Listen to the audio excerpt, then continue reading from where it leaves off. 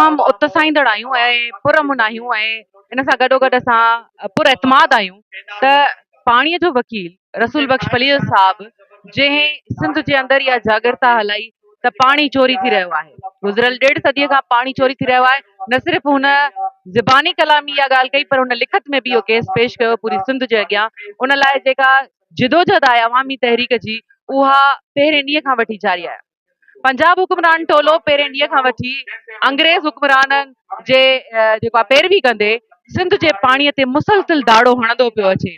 कॾहिं केनाल ठाहे के नवां मनसूबा जोड़े कारपोरेट फार्मिंग जे नाले ते ज़मीनूं असांजूं फबाई थियूं वञनि, कॾहिं डेम जा नाला मटाए करे असांजे दरिया जो पाणी खयो थो वञे ऐं नतीजे में असांजूं ॿनियूं, असांजूं ज़मीनूं, असांजा हारी उहे दरबदर आहिनि।